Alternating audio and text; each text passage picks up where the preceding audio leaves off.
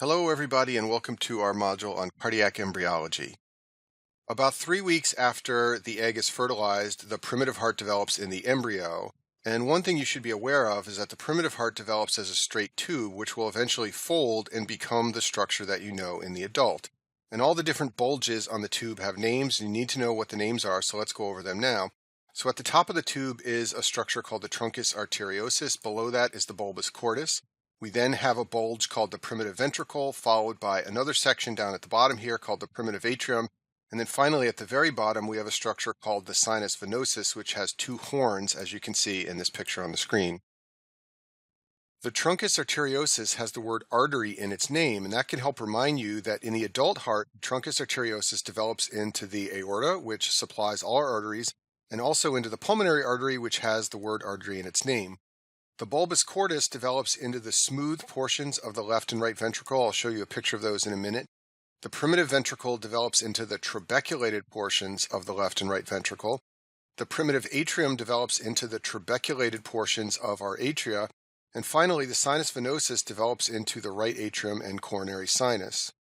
And here I've zoomed in on the sinus venosus so that I can show you that the right horn develops into the smooth portion of the right atrium. This is called the sinus venarum. And the left horn develops into the coronary sinus. And an easy way to remember this is that the coronary sinus drains blood from the left ventricle, therefore it comes from the left horn. The smooth right atrium comes from the right horn. And then finally, I'll mention structures in the embryo called the cardinal veins. These are the structures that form the SVC and the IVC. The vena cava do not come from the heart tube. The cardinal veins will eventually connect to the right atrium and form the SVC and IVC. The superior vena cava comes from the right common cardinal vein and the right anterior cardinal vein, and the inferior vena cava comes from posterior cardinal veins.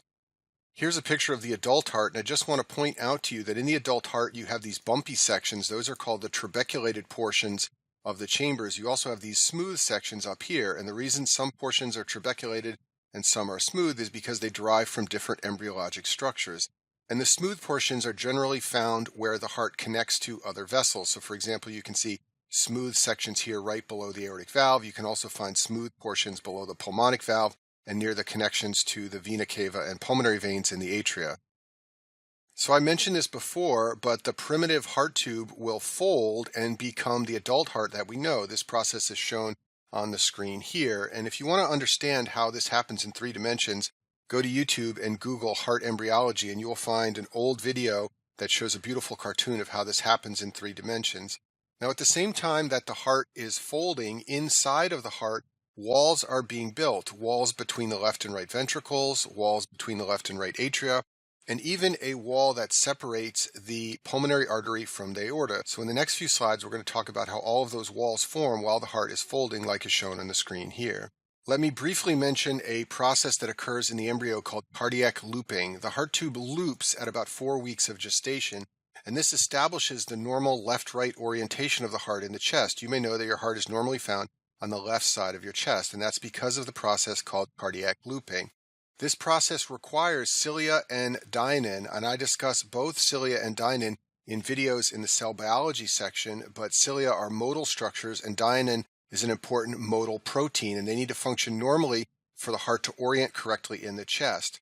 If cilia and dynein are abnormal, this can lead to dextrocardia. This is when the heart is found on the right side of the body. This is an X-ray of a patient with dextrocardia. Note that the heart is located on the right side of the chest, not the left side where it should be. And dextrocardia is seen in Cartaginer syndrome, which is part of the disorder called primary ciliary dyskinesia, and I discuss both of these things in videos in the cell biology section. Now let's talk about the formation of the ventricular septum. This is the wall that will eventually separate the left ventricle from the right ventricle.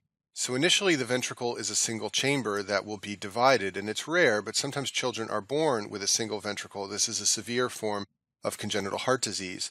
There's an outgrowth of the ventricular chamber which will eventually form the pulmonary artery and the aorta, and it has a septum dividing it, and that septum will divide this outflow into the pulmonary artery and aorta.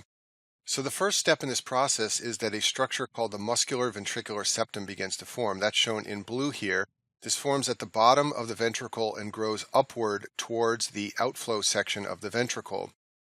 Next, what happens is that the membranous septum forms. The way this happens is the aorticopulmonary septum begins to twist You may know that the pulmonary artery and aorta twist around each other. So this happens in the embryo. The aorticopulmonary septum twists, and then it fuses with the muscular septum and forms this green portion of the interventricular septum called the membranous septum. After this step, structures called the endocardial cushions appear, and they will separate the right and left atria and the right and left ventricle, and the final result is that you have a single septum separating the left ventricle from the right ventricle. And if you know the names of the structures in the embryo that form the ventricular septum, then it's easy to understand ventricular septal pathology. There are a number of forms of ventricular septal defects, and some of them are called membranous. This is the most common type. Others are called muscular. And the reason they are named this way is because this represents the structures from which they derive in the embryo. I mentioned the endocardial cushions before. Those are these two yellow squares I've shown on my little drawing here. And these are very important structures in the embryo. They contribute to several cardiac structures in the adult. They contribute to development of the atrial septum, the ventricular septum. They also contribute to development of the AV valves, which are the mitral and tricuspid valves, and also the so-called semilunar valves, which are the aortic and pulmonic valves. And sometimes children are born with a form of congenital heart disease called endocardial cushion defects. These are also sometimes called atrioventricular canal defects or atrioventricular septal defects. And these defects involve several different parts of the heart in the adult. They can involve the atrial septum and involve an atrial septal defect. They can also include a VSD, and they can also include valvular malformations. And this type of embryologic heart defect is common in children in Down syndrome, which I talk about in the video on Down syndrome in the genetics section. I also mentioned before an important structure called the aorticopulmonary septum. It's also sometimes called the spiral septum. If you look at this picture at the bottom of the screen, in the embryo, the ventricle has a single outflow tract, but the aorticopulmonary septum will divide it into the aorta and the pulmonary artery. And it's very high yield for you to know that proper formation of this septum requires neural crest cells. This may seem strange since neural crest cells play such a big role in development of the nervous system, but they also play a role in developing this septum that divides the pulmonary artery from the aorta. These cells migrate to areas in the primitive heart tube called the truncal and bulbar ridges. If you look over at the drawing on the right side of the screen here, there are ridges between the truncus arteriosus and the bulbus cordis. The neural crest cells migrate there, and then they form this septum which separates the aorta and pulmonary arteries, and as I described earlier, it fuses with the intraventricular septum to help form the membranous ventricular septum. If this septum does not form normally, that can lead to a number of congenital heart defects. Transposition of the great vessels can be caused if this septum fails to spiral normally. Metrology of flow can be caused if this septum is formed in a skewed manner.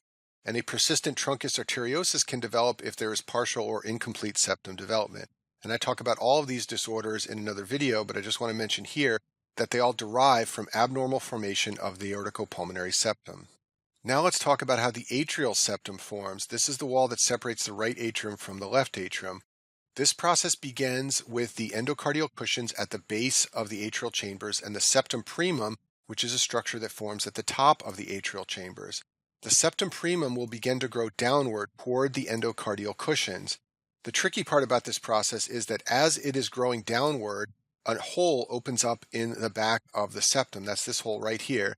This is called the foramen secundum. So once the foramen secundum opens up, you now have two holes between the atrial chambers. You have the foramen secundum up at the top, and you have the foramen primum down at the bottom. The septum primum will eventually fuse with the endocardial cushion, as I've shown here in my drawing. This will eliminate the foramen primum. It will leave only the foramen secundum as a communication between the two atrial chambers. A new structure will then form called the septum secundum. This will grow downward and cover the foramen secundum. At this point, you have a situation where the septum primum, shown in blue here, functions like a valve. Pressures in the fetus are very high in the right atrium, so it will push this septum primum to the right and allow blood to flow between the two chambers, as I've shown with my black arrow here. And this opening between the two chambers formed by the septum primum functioning as a valve is called the foramen ovale. At the time of birth, the foramen ovale should close. If you look at the bottom right side of the screen here, at the time of birth, pressures in the left atrium become very high.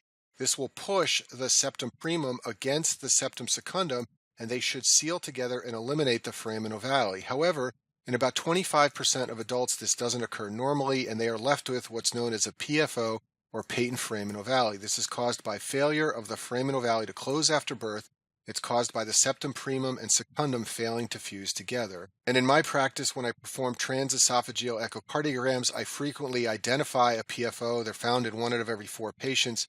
This is a picture of a PFO by transesophageal echocardiogram shown on the screen. This is the right atrium here. This is the left atrium here. You can see this flap, which has an opening between it that allows blood to travel from the left atrium to the right atrium or from the right atrium to the left atrium, depending on the pressures. I'll finish this video by talking about the fetal circulation and how that circulation changes at the time of birth. The key to understanding the fetal circulation is to remember that physiologically there is very high resistance to flow in the lungs. The lungs are filled with amniotic fluid and it's very difficult for blood to flow through them in the womb. This is okay for the baby, however, because oxygen is coming from the mother by way of the placenta. The umbilical veins contain oxygenated blood. Now, interestingly, the partial pressure of oxygen in the blood in the umbilical veins is relatively low, about 30 millimeters of mercury. However, this results in a saturation of hemoglobin of about 80%, and that's because fetal hemoglobin has a strong affinity for oxygen. That oxygenated blood from the placenta and the umbilical veins travels straight to the right atrium. It bypasses the liver via a structure called the ductus venosus. This is because the liver is relatively unimportant in the fetus since the mother is performing many of the metabolic roles of the liver.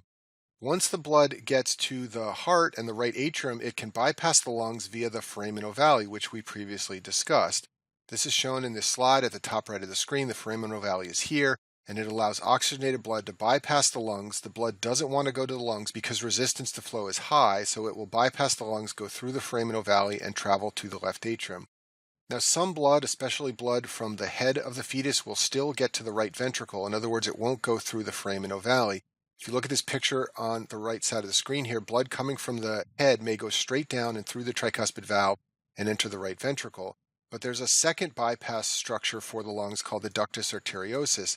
This is shown in this picture here. It connects the pulmonary artery to the aorta. So once again, this allows blood to bypass the lungs. If you remember that resistance to flow in the lungs is very high in the womb, then it's easy to remember that the major change at birth is that pulmonary resistance falls. The baby takes a breath of air. This starts to remove fluid from the lungs, and the lungs fill with air, and the resistance gets much lower. This allows a rush of blood to travel from the right ventricle and pulmonary artery through the lungs. This leads to more blood in the left atrium, and it raises the pressure in the left atrium so that it becomes higher than the right atrial pressure. This is going to close the foramen ovale in most cases so that it becomes the fossa ovalis. Like I showed you before, when pressure in the left atrium becomes high, it pushes that septum primum against the septum secundum and the two structures fuse together. The ductus arteriosus, the other bypass of the lungs, will also close. In utero, you have relatively low oxygen tension in the ductus arteriosus, and you have lots of prostaglandins around coming from the placenta. This maintains the patency of the ductus arteriosus. At birth, the oxygen content of the blood in the ductus arteriosus rises because the lungs start to work, and the level of prostaglandins fall because you lose the placenta, and these are the two major triggers for closure of the ductus arteriosus. So at the bottom of the screen, I've highlighted the key physiologic changes between in utero and at birth, and these are very high yield for you to know for step 1 of your boards. So the resistance to flow through the lungs, the pulmonary vascular resistance, is very high in utero, but falls at the time of birth. The pressure in the right atrium is very high in utero. This is what drives blood across the foramen ovale. And at birth, the pressure in the right atrium falls because blood begins flowing into the right ventricle and through the lungs. In the left atrium, in utero, the pressure is relatively low, but at birth, there is a rush of blood coming through the lungs. This raises the pressure in the left atrium and seals the foramen ovale closed. And then the final topic that I'll mention in this video is that the placenta has a low resistance to flow, and in utero, this helps to keep the left atrial pressure low. Remember that the left atrium pumps blood into the left ventricle, and in utero, the left ventricle has a very easy time moving blood into the aorta. That's because the aorta is connected to the placenta, which is a very low resistance structure. So it's easy for blood to move from the left ventricle to the aorta, and therefore it's easy for blood to move from the left atrium to the left ventricle, and this helps to keep the left atrial pressure low in the baby in the womb. Now at birth, when the placenta is lost, there's a rise in peripheral resistance. This is one of the physiologic changes that occurs at birth. This leads to a rise in systemic blood pressure. Basically, the afterload on the left ventricle goes up and the blood pressure rises. This leads to a rise in left ventricular pressure, and this, in turn, contributes to the rise in left atrial pressure that occurs at birth and helps to close the foramen ovale. And that concludes our video on cardiac embryology.